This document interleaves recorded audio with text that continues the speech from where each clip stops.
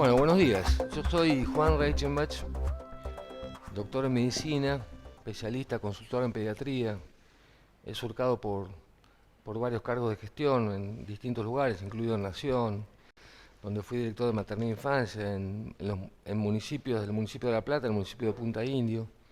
He trabajado también en el ámbito provincial y mi formación original proviene de el Hospital de Niños de La Plata, donde fui residente, instructor y jefe y director asociado de docencia e investigación durante muchos años. El tema que vamos a abordar hoy es una visión integral de los problemas de salud en la infancia.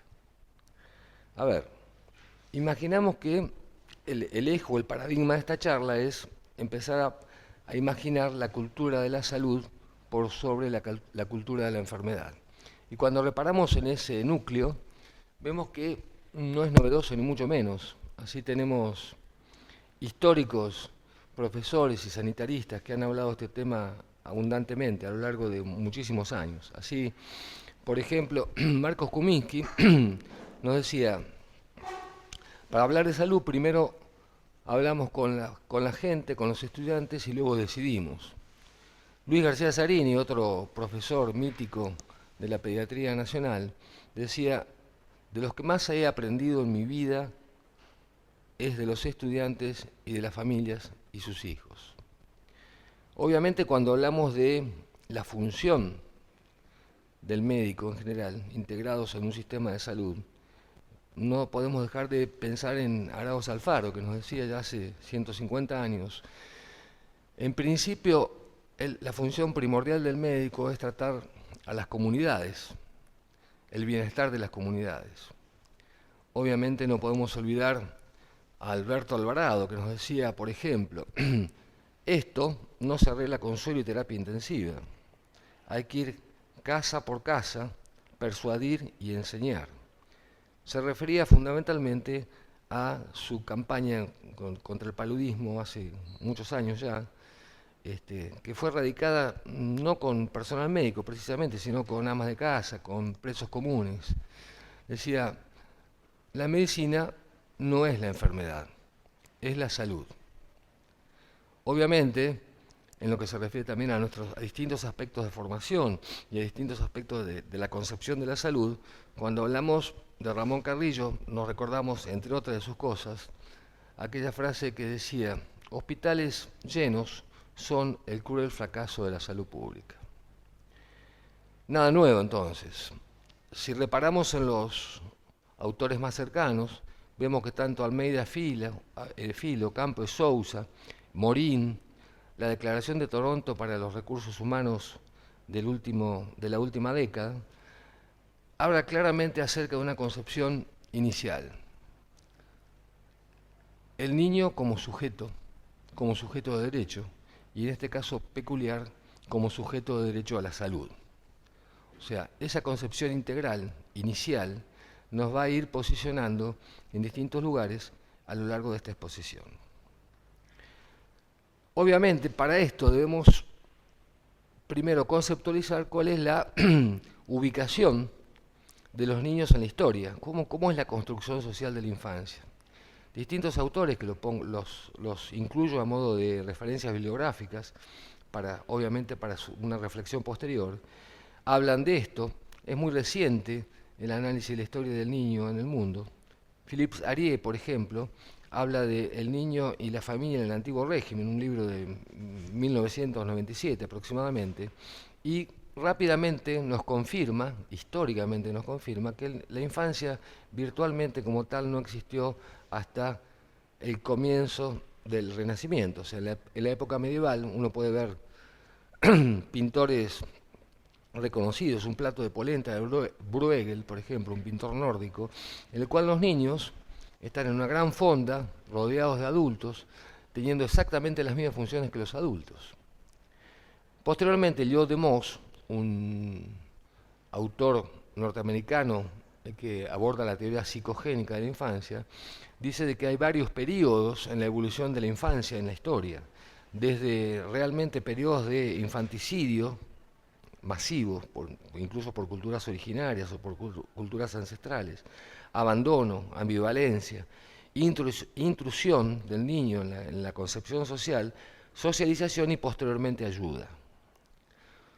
Otra autora, Elizabeth Badinter, que hizo un libro que ha revolucionado un poco la concepción de la mujer y del niño como víctimas de la historia del adulto, habla en Historia de Amor Maternal claramente acerca de la indiferencia, por ejemplo, que había en Le Belle Époque en Francia, en París puntualmente, cuando la cifra de mortalidad infantil era muy importante, conceptualizada fundamentalmente por la idea de que el niño era despreciado de alguna manera de su carácter social y mucho más la infancia, que no estaba concebida como tal.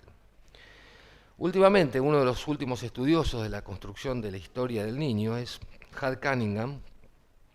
En su libro Niños y Niñas en los últimos 500 años en la historia occidental, habla claramente de que en las últimas décadas la sociedad occidental ha comprendido la importancia del niño, no fundamentalmente por su humanización, sino como la necesidad de cuidarlos para tener cuerpos para la guerra, músculos para el trabajo, vientres para la explosión demográfica del mundo.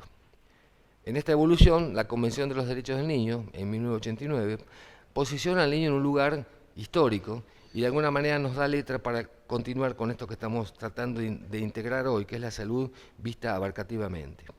O sea, recién en los últimos años el niño es un sujeto de derecho a la salud, y esa es la concepción que nos anima en este momento.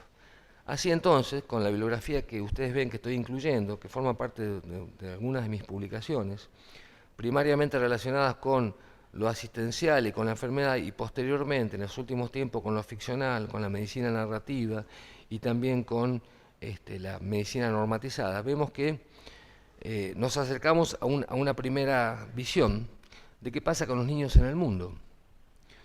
El mundo tiene 7.200 millones de habitantes, de los cuales el 33% son menores de 20 años. Esos niños, esos 2.400 millones de niños, virtualmente, en sus 2/3 partes de ese total, viven en la pobreza, porque sus familias ganan menos de $1 diario.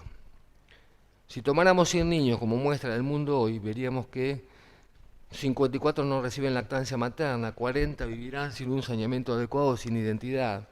Muchos de ellos no estarán inmunizados, lo pueden ver claramente en la filmina. 9 morirán antes de los 5 años por causas evitables.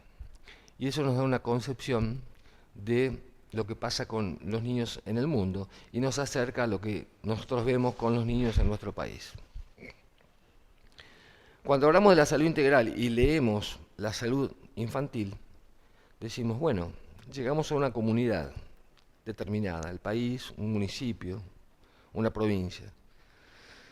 Sabemos que el 1% de los niños pesarán al nacer, y estas son cifras estandarizadas provenientes de la Dirección de Estadística del Ministerio de Salud de la Nación. El 1% pesará menos de 1.500 gramos, hasta un 6% entre 1.500 y 2.500. Casi un 8% serán prematuros. Habrá, como trágicamente ocurre en nuestro país, un alto porcentaje de muerte materna.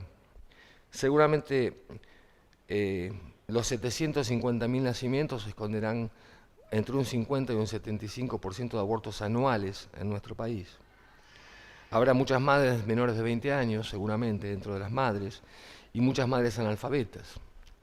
Casi la mitad de nuestras maternidades no cumplirán con las condiciones obstétricas neonatales esenciales, necesarias para que un niño nazca dignamente. Entonces, en esa primera visión, deberíamos imaginar de qué se mueren los niños en nuestro país y de qué se enferman. Cuando analizamos esto, decimos claramente, los que pesan menos de 1.500 gramos, que son menos del 1%, se ve claramente en la diapositiva, son los amarillos, los que están en la torta con color amarillo. Los azules son los que pesan menos de 2.500 gramos y los rosas los que pesan más de 2.500 gramos al nacer. Cuando vemos las tasas de mortalidad en el primer año de vida, vemos que los amarillos abonan prácticamente con el 33% de la mortalidad, los azules con el 17%, y eso marca claramente que hay un aforismo que acabo de contarles que dice: dime cuánto pesas al nacer y te diré si vives, y si vives, cómo subsistes, porque no podemos perder la idea de que un porcentaje importante de casi el 15% de nuestra población con alguna discapacidad está abonado precisamente por el momento del embarazo, del momento del parto y del nacimiento de nuestros hijos. Otra cosa fundamental en lo que se refiere a salud infantil es analizar, lamentablemente, la mortalidad infantil. Quizás debiéramos estar pensando ya en el siglo XXI, no en la tasa de mortalidad infantil como un indicador de la calidad de vida de un pueblo, sino deberíamos estar pensando cuántos niños en la edad escolar llegan con sus condiciones íntegras a ser un ser con todas sus posibilidades. Cuando analizamos las tasas de mortalidad infantil en nuestro país, se ve claramente en estas barras que estoy mostrando, en mortalidad de menores de 5 años, vemos que nuestro país encierra distintos países en lo que se refiere a la mortalidad infantil. Vemos que las distintas provincias encierran distintas regiones. Una misma ciudad tiene parámetros o cifras de mortalidad infantil y materna distintas de acuerdo al barrio en el cual se encuentra. Y estamos hablando virtualmente de la inequidad, que es lo que condiciona, digamos, de alguna manera, la vulnerabilidad de nuestros niños y la mortalidad por causas evitables. Rápidamente les pasaré algunas visiones, algunas diapositivas para que veamos las cifras, para tener una idea de la dimensión de lo que les estoy contando. En nuestro país, año 2011, una de las últimas cifras oficiales, por eso pongo de ese año, entre los 0 a 6 días de vida murieron 4.087 niños. De los 7 a 27 murieron 1.664 más. Estoy hablando de 5.700 muertes en el primer mes de vida, de las cuales 3.519, 60%, podrían haber sido reducibles. Cuando voy de los 28 días al año, o sea, llego hasta el año de vida, acumulo 3.127 muertes más, lo cual habla de un total de 8.878 muertes en el primer año de vida, de las cuales la cifra de 5.600 muertes evitables por año, variables, entre 5 y 6.000 por año, sobre 750.000 nacimientos anuales en nuestro país. Estamos hablando que en 10 años llenamos el Estadio Monumental de muertes reducibles. ¿En qué momento y con qué estrategias? Fundamentalmente con una programación que nos permita tener una salud sexual y reproductiva adecuada, que nos permita controlar el embarazo cuando el embarazo está deseado y programado, en el lugar de los hechos, nominando a las pacientes, yendo a sus casas, haciendo los controles respectivos de acuerdo a su cuadro clínico. Fundamentalmente, derivando en el momento oportuno, en aquellas situaciones en las cuales habrá o sospechamos prematurez, bajo peso o cardiopatías congénitas diagnosticadas en forma antenatal. Atendiendo adecuadamente y con el equipo capacitado al recién nacido en la sala de parto, en maternidades con las condiciones obstétricas neonatales esenciales, logrando una red o una ramificación de las mismas de progresión creciente, evitando las infecciones en las primeras semanas de vida en los lugares de internación. Estas medidas, de alguna manera determinantes, son aquellas que nos diferencian con aquellos países en los cuales estas lógicas funcionan adecuadamente. Rápidamente vemos que en el periodo neonatal, la prematurez y el bajo peso al nacer y la dificultad respiratoria del recién nacido son lejos las dos causas más importantes, junto con las malformaciones congénitas. 10 causas explican el 81% del total de las muertes en el periodo neonatal. Cuando hablamos del periodo postneonatal, vemos que las malformaciones congénitas siguen vigentes y empiezan a aparecer aquellas que relacionadas con el contexto, la neumonía, por ejemplo, el síndrome de muerte súbita infantil, las septicemias, malformaciones congénitas diagnosticadas más tardíamente, pero también 10 causas agrupadas explican casi el 50% de la totalidad. Cuando hablamos de la mortalidad de 1 a 4 años, vemos que las causas externas empiezan a tener jerarquía y obviamente las enfermedades del sistema respiratorio, con las endemias de bronquiolitis y las infecciones respiratorias altas, son las más trascendentes a esa altura. Importante es detallar aquí que desde este momento, o sea, desde el año hacia los 25 años, sin duda las causas externas empiezan a transversalizar a nuestra infancia, marcando sin duda la transversalidad de la violencia en distintos estadios o en grupos etarios de nuestra infancia. Obviamente, entre los 5 y 14 años, los accidentes y secuelas empiezan a tener importancia, como así también aquellos eventos de intención, como suicidios, por ejemplo, teniendo menor jerarquía que las enfermedades fundamentalmente orgánicas. Cuando hablamos de lo que le pasa a nuestros hijos que consultan espontáneamente, tomo acá un ejemplo de un programa de salud comunitario realizado hace unos cuantos años en Punta Indio, Indio Sano, una construcción comunitaria de la salud. Les recomiendo la publicación. Vemos que 10 causas en pediatría, la pueden ver claramente en las diapositivas, no voy a abundar en eso. 10 causas explican prácticamente el 80% del total de la consulta pediátrica y 20 hasta el 92%.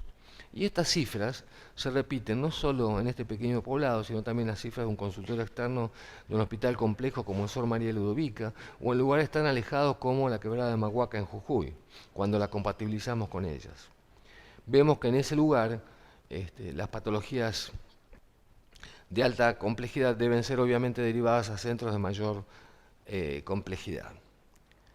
En esos lugares también podemos hasta calcular el número de recién nacidos y la cantidad de bajopesos prematuros y niños con cardiopatías congénitas que vamos a tener en una década y armonizar de esa manera un sistema creciente de atención a la salud que nos permita de alguna manera la derivación oportuna en el momento lógico para evitar secuelas posteriores a nuestra infancia. Cuando analizamos un programa de salud escolar, vemos, y también esta es una experiencia local en ese mismo proyecto, en Indio Sano, vemos que 2 o 3 situaciones son endémicas, por decirlo de alguna manera, en nuestra población infantil. Las alteraciones odontológicas, las caries, por ejemplo, las alteraciones visuales, la obesidad, que en este momento empieza a ser una virtual endemia en nuestro país y que afecta no menos del 30% de la población infantil por causas evitables, obviamente relacionadas con los contextos de vida y en este caso específico con la alimentación. En síntesis, y a manera de paradigmas iniciales, el nuevo escenario de la salud en la infancia es el niño como sujeto de derecho, integral. La salud, decía Morín, es un trayecto pleno de conflictos, de idas y vueltas, que en realidad lo que requiere es fundamentalmente el bienestar de la población. La nominalización, obviamente, y la participación comunitaria. El rumbo es la promoción de la salud, la anticipación, ya no la reparación de las secuelas, que es tan vigente en las currículas flexnerianas y en la currícula de algunos centros de estudios actuales. La actitud humanitaria, la clínica, el retorno a la clínica, no solo del individuo, sino también de las comunidades, la destreza para comunicarse con las poblaciones, la capacidad de trabajar en interdisciplina y en intersectorialidad, entendiendo la salud como un bien colectivo. Sin duda, cuando hablamos de la salud integral y de la formación de un pediatra, de un médico general o aquel médico que atiende niños en todo nuestro país, debemos saber que la formación debe pasar desde el consultorio del centro de atención primaria más alejado de algún lugar de nuestra geografía hasta los conocimientos elementales en los centros de máxima complejidad de alguna urbe populosa. Desde el nacimiento hasta la adolescencia, para enfrentar entonces estos problemas prevalentes y esta mortalidad resumida que intento darles en esta pequeña clase. Teniendo en cuenta, por ejemplo, que la bronquiolitis, que es tan endémica en nuestro país, se interna solamente en el 3% de los casos y que seguramente es mucho más útil un agente comunitario o la comunidad en la anticipación que un médico de la terapia intensiva en su tratamiento. El síndrome urémico hemolítico, que tiene cerca de 500 casos nuevos por año en nuestro país, lamentablemente es más eficientemente abordado si pensamos en la salud de los frigoríficos, si pensamos en la salud, en la seguridad del agua, si pensamos en la higiene, que en los centros de diálisis para el tratamiento de sus secuelas. Las cardiopatías congénitas deben ser diagnosticadas en forma antenatal, cosa que no está sucediendo aún eficientemente. No es lo mismo anticipar una cardiopatía congénita en un lugar alejado y derivarla oportunamente que llegar tardíamente a la consulta del cardiocirujano.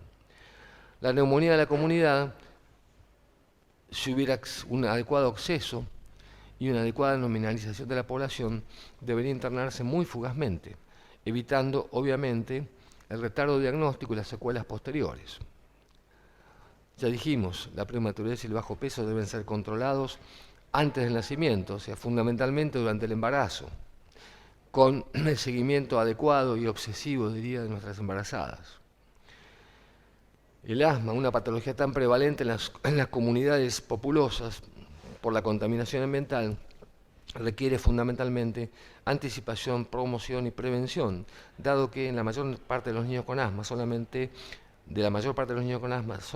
uno será internado alguna vez por crisis agudas y el resto debería llevar una vida adecuada y normal con medidas fáciles de prevención. Ni hablar de la obesidad, de los accidentes hogareños y los accidentes en la vía pública, prevenibles todas con medidas relacionadas con el contexto. Sin duda, esta visión integral de los problemas de salud en la infancia nos va orientando hacia una concepción que priorice la dolencia del sujeto, como dice Almeida Filo Sousa, que priorice su derecho a la salud es un derecho, que lo priorice como sujeto y que integre las políticas públicas destinadas a abordar el complejo fenómeno de la salud desde todas sus aristas. Sin duda, esto es nada más que un pequeño estímulo para recopilar algunas de las cosas que les he incluido en la presentación. Sin duda, estamos todavía en el camino de comienzo, estamos en los inicios. Sin duda, esto rápidamente nos llevará con medidas muy simples y con integración de las acciones de las academias, de las sociedades científicas y de las políticas públicas a tener una salud infantil integral. Muchas gracias.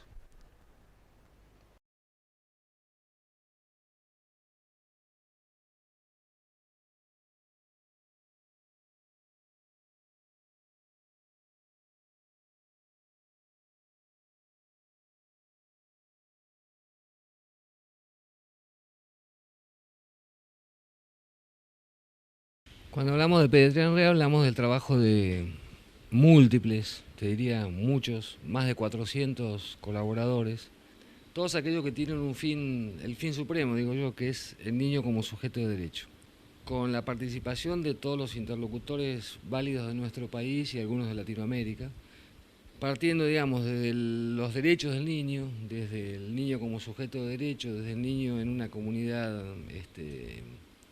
favorable para su vida, y el niño después, en el segundo, son 2 tomos de este libro, el niño con algunas alteraciones, las más frecuentes, las que vemos cotidianamente, de su salud, o sea, el niño enfermo en ese caso.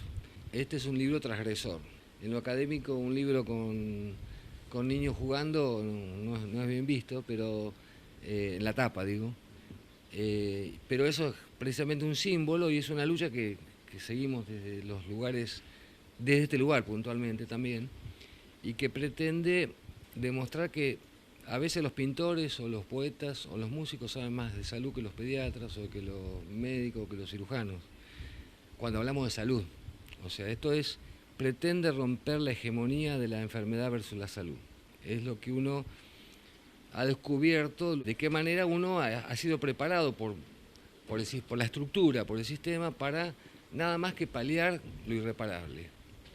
Esta concepción de la salud, que es un poco la concepción de la salud de esta universidad, y de varias por suerte, es la lucha cotidiana y bueno, lo editorial es una manera de decir acá estamos. Yo estoy agradecido de que el trabajo de la UNER esté incluido en el libro, porque realmente es un trabajo muy esclarecedor, muy valiente, y escrito por gente de distintos lugares muy reconocida, lo cual hace que de alguna manera sea una fuerte lanza para iniciar un nuevo paradigma, en este caso en la innovación curricular, en la educación del equipo de salud, que tiene un solo sentido, que esté relacionado con lo que necesita la población.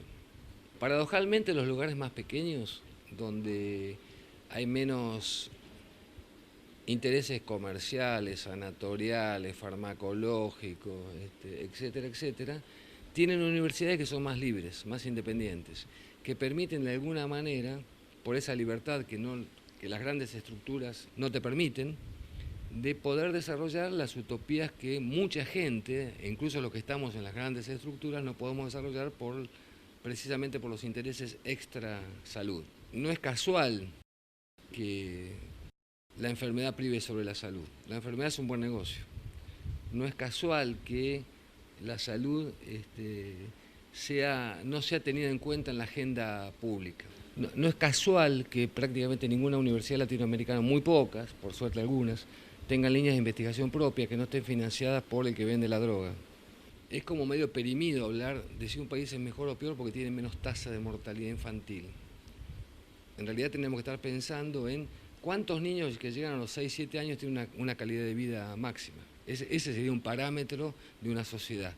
En esa línea va esta universidad, en esa línea va este libro.